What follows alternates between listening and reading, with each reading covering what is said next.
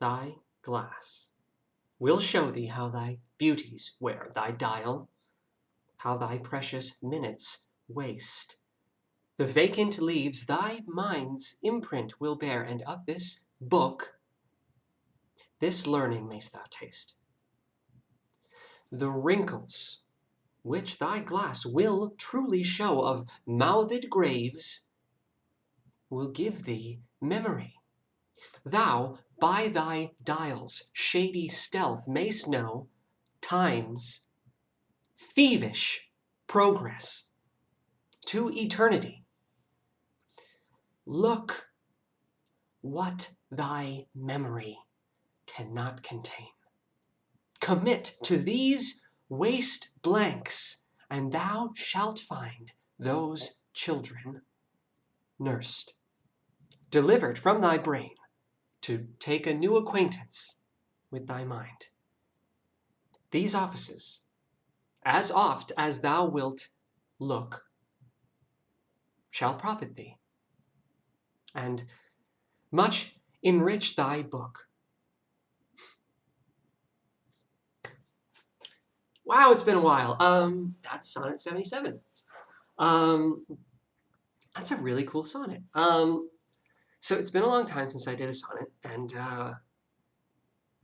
as I was going through my prep, looking at the sonnet, researching a little bit about it, what I usually do is I end up kind of breaking down each line and trying to dive into the meaning and what Shakespeare was thinking when he wrote it. And I ended up going down this rabbit hole about climacteric numbers. I think that's how you say it. Because this is Sonnet 77, which is a multiple of 7. And there is all this really cool stuff to do with the numbers, multiples of 7 as it pertains to milestone years in astrology, I guess is the thing. Though it's not just that, I guess the term climacteric, this is the whole rabbit hole, because the thought is that the content of this sonnet is such that it was meaningfully placed where it is in the canon of sonnets. So 77, because it is a climacteric, gets this sonnet, which deals with, essentially, let's pause a moment and instruct you on how to live your life in a way that you won't have as many regrets. But once I started looking stuff up about climacterics, it was really kind of interesting.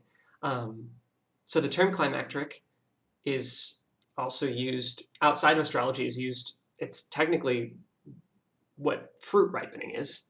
When fruit has ripened to a point, the point of ripening is climacteric. The same with menopause, the climacteric point in female biology.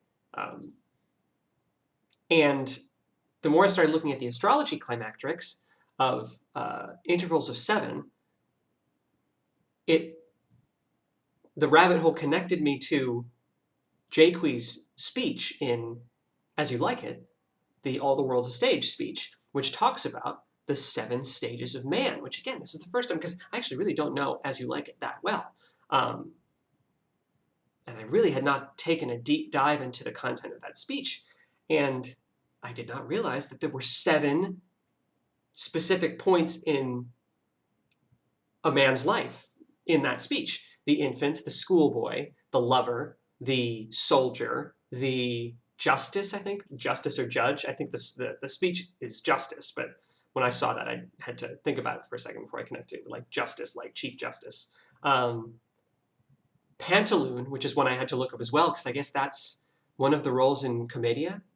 And it's the like hunchbacked, long-nosed, like greedy rich guy, I guess, is like and I know very little about Commedia, but I guess it makes sense in the 7 stages that's the 7 stages of man, that's the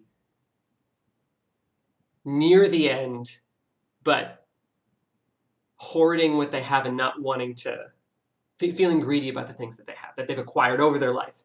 And then the second childhood is the 7th and that's the return to the dementia, the return to when you were an infant and you couldn't take care of yourself or interact with the world in a meaningful way. That's to what we return as we approach the end of our lives. And I had no idea that it was 7, and the implications of the number 7 and the 7 deadly sins and all these. It was like I had just sat down and written out the sonnet, and was reading a little bit about, oh yeah, Sonnet 77 is a climacteric, and then that just kicked me off on this wild rabbit hole of um, the grand climax, and I guess 63 is the grand climacteric, which is 7 times 7, and is certainly in Shakespeare's time would have been very much associated with, like, you don't live, you're lucky to live to 63. You know what I mean? Like that's the end, you know? And so uh, it's really interesting stuff. Um, and this fits. And it's one of those things that, the thought is that this sonnet, and it's been so long since the last sonnet that I did, thematically, my understanding is that this is a bit of a left turn from the previous sonnet. And a lot of times it'll be in bunches, like 4 or 5 will have very similar tone or subject matter. And this one kind of like says, wait, let's take a second. Let's talk about the proper way to live your life and not do things such that you regret missing out on stuff. And some really beautiful language in this sonnet. The look what thy memory cannot contain. And that's something that really resonates with me because I ended up running into that issue all the time when I was in engineering school. And so much of, I feel like, a focus in the science engineering disciplines is it's a lot of empirical science, and it's a lot of, at least in the academic world, or the when you're a student, you're trained to, like, you got to memorize all these things. You got to memorize all these formulas. You got to memorize all these constants. You got to memorize all this stuff that's written down in a book that you're never going to have memorized in life, because when you're off with a job doing things in the professional world, you have resources and you can use those resources, and you shouldn't be building a bridge hoping that you remember the right constant for whatever, you know what I mean? So that really irked me when I was going through school about, like, why the hell would I devote prime real estate in my head to things that I can look up in a book? And I feel like the same logic applies to when you're living and when you are perceiving the world around you.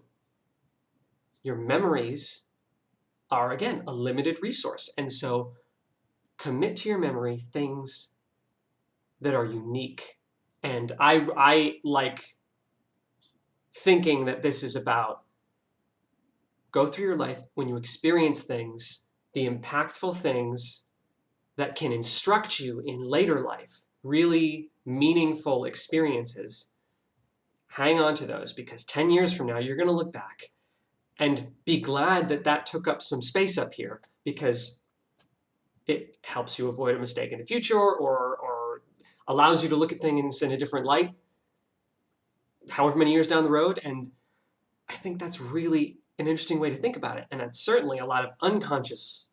I feel like we don't, as human beings, try to use the concept of our memories as it pertains to experience in a conscious way. And a lot of it is like human nature, I guess, in terms of, like, you always dwell on the bad things. You can always remember bad things that happened to you. That one time that you said something and it was really awkward, and, whatever it is, and the idea of trying to utilize that part of your brain in a more intentful way is a really cool thing to think about. And obviously, going through it all, the underlying message is, like, you don't have infinite time. You don't have infinite anything. So make the most of it. And it's like, yeah, that's true. And it's worth checking in on that premise with some amount of regularity. So yeah, all around really cool, thought-provoking sonnet. I like the way it was kind of structured as like okay, here's the 3 things you got to remember, and go through it. Yeah, it was really, really nice. And I love getting sent down a rabbit hole of all these things that I had no idea about. It's cool to learn things. Yeah, that's the end of that sentence. It's cool to learn things.